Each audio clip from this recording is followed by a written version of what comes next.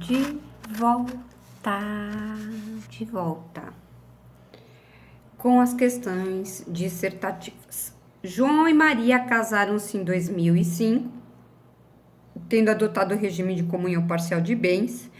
Como fruto dessa união, João e Maria tiveram nos anos de 2008 e 2010 dois filhos comuns. Em 2011, João foi condenado criminalmente ao cumprimento de pena de 1 ano e 6 meses de detenção em regime inicialmente aberto por sentença definitiva pela prática de crime contra a administração pública, cujos frutos não se reverteram em proveito do casal. Em 2012, quais frutos, né? Esses que estão ligados, né, ao que ele angariou, né, ali, quando da prática do crime. João deixou voluntariamente o lar em 2012, ele saiu de casa, né? Maria ajuizou a ação visando a extinção da sociedade conjugal por meio de separação, tendo imputado a João a prática de ato que lhe teria tornado insuportável a vida em comum.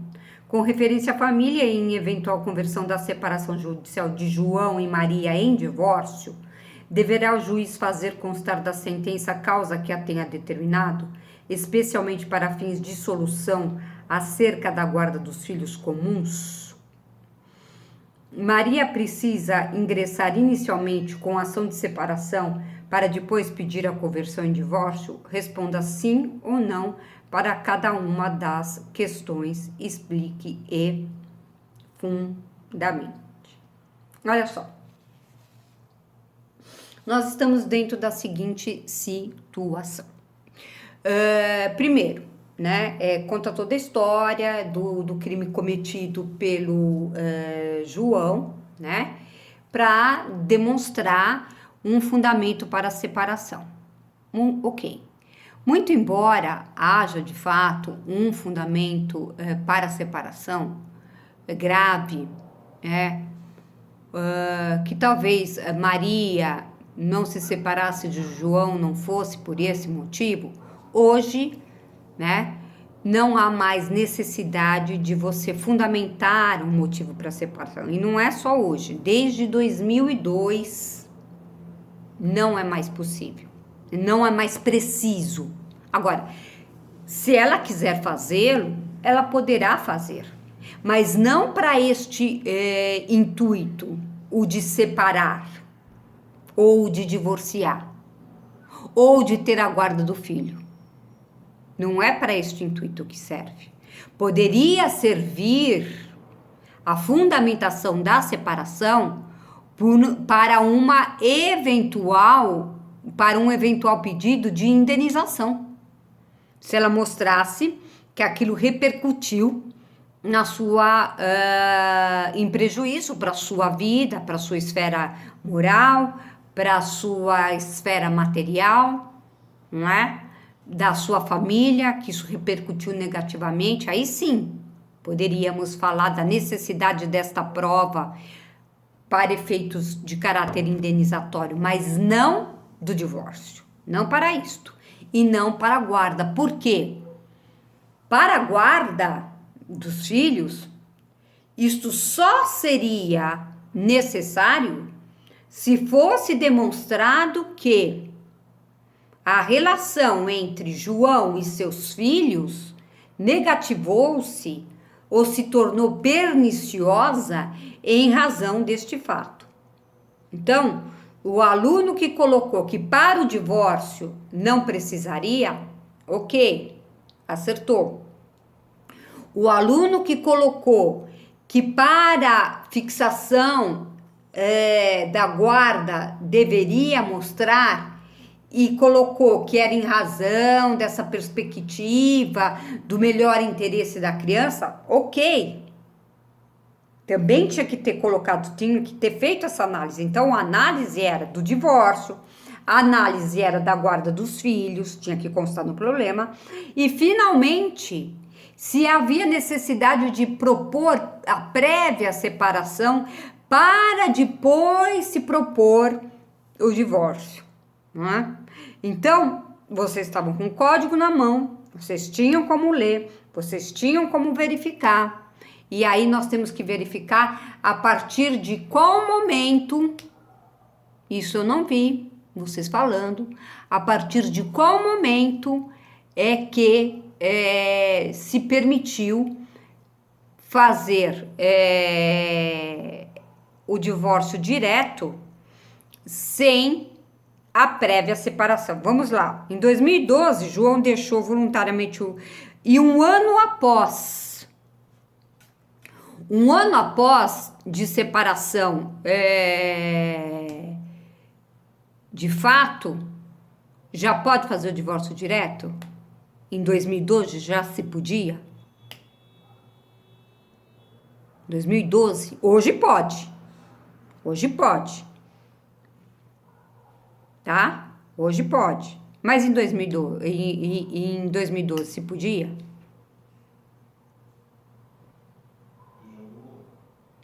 Eu quero que vocês pensem nisso. Então, qual era a sistemática? O que nós temos que seguir? O que nós temos que seguir? Nós temos que seguir os seguintes passos. Antes nós tínhamos, e eu vou repetir que eu coloquei na lousa para vocês, ainda presencial. Nós tínhamos uma situação da seguinte forma. Primeiro, para se alcançar o divórcio, você tinha que estar separado judicialmente 1 ano, pelo menos 1 ano de separação judicial. Contou 1 ano de separação judicial, já podia propor o divórcio. E chamava-se conversão de separação em divórcio. Se você estava separado de fato 2 anos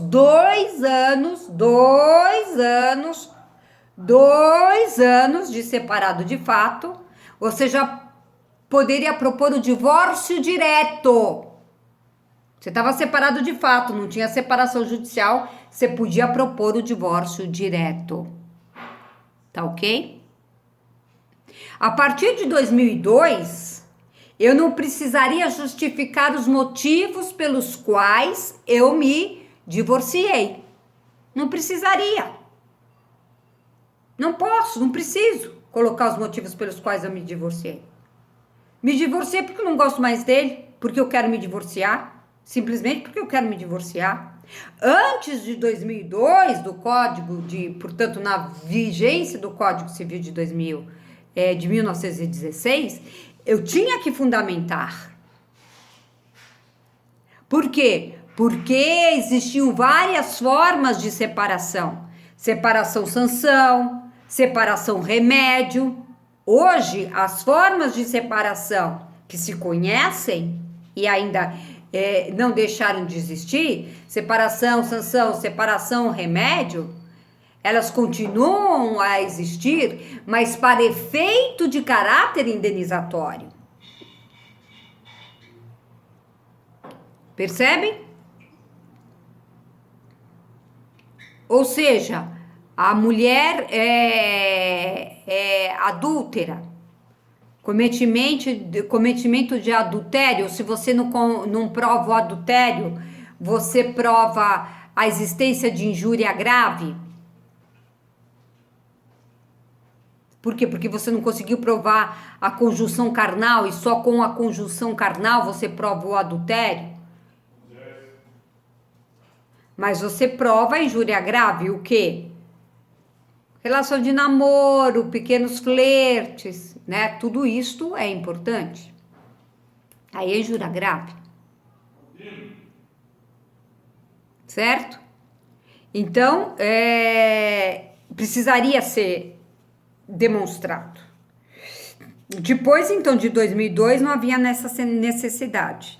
Agora, até 2012, será que estava valendo eu ter ainda que aguardar o prazo de 2 anos da separação de fato para pedir o divórcio? Ninguém colocou isso. ninguém fez essa reflexão. E é isso que eu quero de vocês agora. Eu vou passar por WhatsApp e quero uma resposta por WhatsApp. Como quero da questão que eu fiz, da questão de ordem alternativa. Aí ninguém vai poder dizer, não posso, não sei. Quero respondido isto. Então, para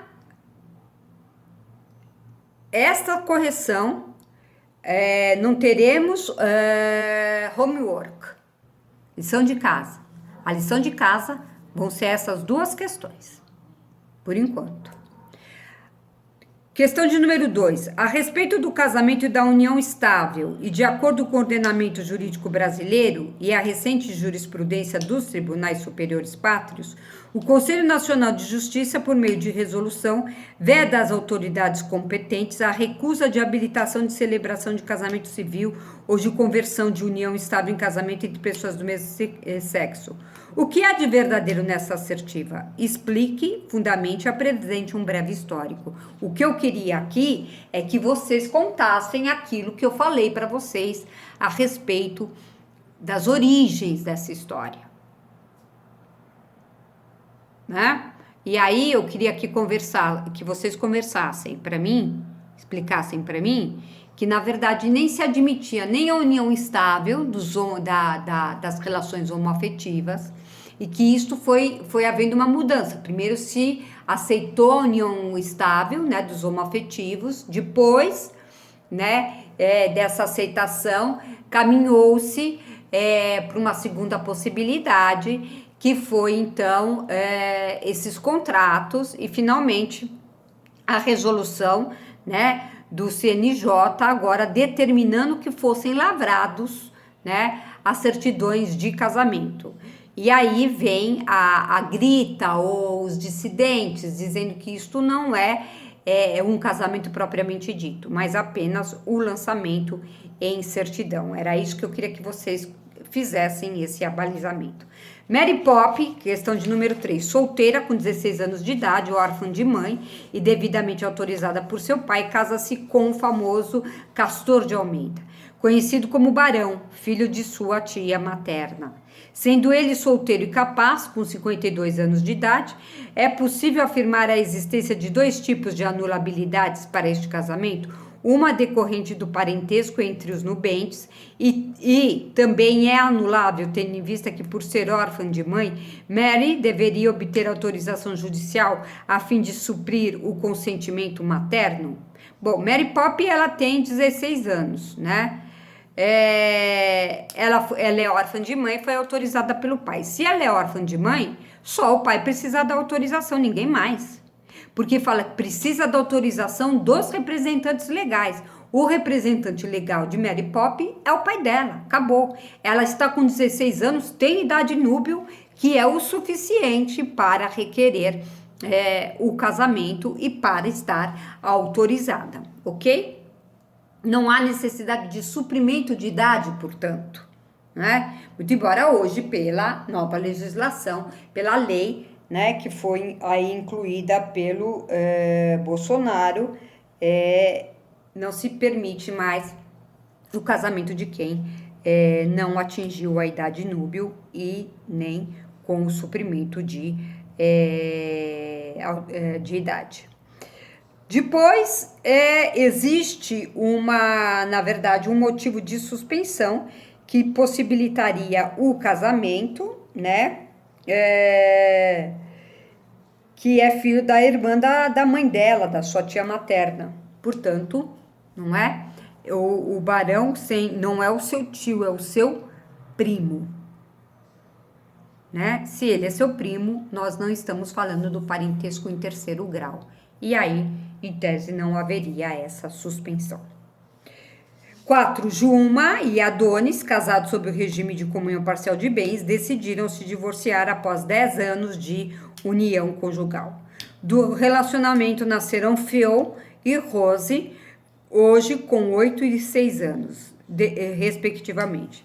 Enquanto esteve casada, Juma Apesar de ter curso superior completo, ser pessoa jovem e capaz para o trabalho, não exerceu atividade profissional para se dedicar integralmente aos cuidados da casa e dos filhos.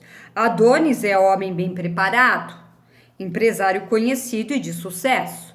Teve pensão homologada em juízo no valor de R$ 30.000, sendo 15 mil para Rose e 15 mil para Phil. Acontece que Juma passa a conviver em união estável com o senhor Jorge, que trabalha como motorista de ambulância de noite e de dia como bombeiro. Tem poucas posses, não tem filhos e foi morar na casa que na divisão de partilha ficou 50% para Juma e 50% foi doado aos filhos do casal. Em razão deste fato, por Juma estar vivendo em união estável com o bombeiro Adonis, entende que tem o direito de reduzir a pensão, Jorge, né? Já que Natália já se encontra amparada. É Juma, né? Já que, não sei porque eu coloquei Natália. Já que Juma já se encontra amparada nos braços de Jorge. A pergunta é: pode Adonis reduzir o valor da pensão? Justifique. Aqui não é Natália, é Juma. Não sei que viagem é essa que eu fiz. É alguma Natália que conhece Adonis, não sei. Bom, o fato é que, não, se Jorge requerer a redução da pensão com base nesse argumento de que a Juma está amparada pelo Jorge, claro que ele não poderá fazê-lo. Por quê? Porque as legitimidades são diferentes. O pagamento da pensão é para os filhos e não é para Juma. São questões totalmente diferentes. Agora, se a pensão fosse para Juma, certamente poderia Adonis requerer a redução. A última, Álvaro viúvo, pai de Tico e Teco, conheceu Fiona e com ela manteve por 10 anos um relacionamento amoroso, contínuo, público, duradouro e com o objetivo de constituir família. Nesse período, Álvaro não se preocupou em fazer o inventário dos bens adquiridos quando casado e em realizar a partilha entre os herdeiros Tico e Teco. Em meados de setembro do corrente ano, Augusto, que é Álvaro também, resolveu romper o relacionamento com Fiona. Diante dessa situação, o aluno deverá esclarecer se a ausência de partilha dos bens de Augusto com seus herdeiros caracteriza a causa suspensiva do casamento, o que obsta o reconhecimento da união estável. Não vai obstar o reconhecimento da união estável, porque nós sabemos que para a união estável não vai ser, digamos assim, sofrer repercussão dessa causa suspensiva, né? Não vai haver repercussão dessa causa suspensiva. Então, vai haver, vai ser entendido no regime da comunhão parcial de bens, porque a união estável vai ter direito à parte do que foi adquirido por Álvaro e que vai ter, portanto, que pagar.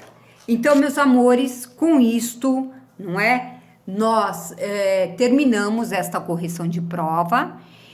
A prova, cada qual valia 10 pontos. Vocês verificaram quais são as exigências, ou quais foram as exigências feitas, não é? E aqui eu contei na prova, vocês vão verificar o que cada um, eu acho que até tirei uma foto para vocês verificarem o que cada um teve de acertos e erros na prova. Consta inclusive os horários em que as provas foram entregues, né? Para ver se elas estavam no horário, um por um, o horário foi computado, eu vou devolver para vocês, né?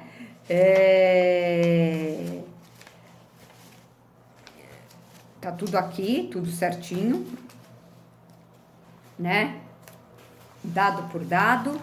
O único que fez a prova diferente era o aluno que estava fora do grupo, mas que agora entrou no grupo e permanecerá nele, certo?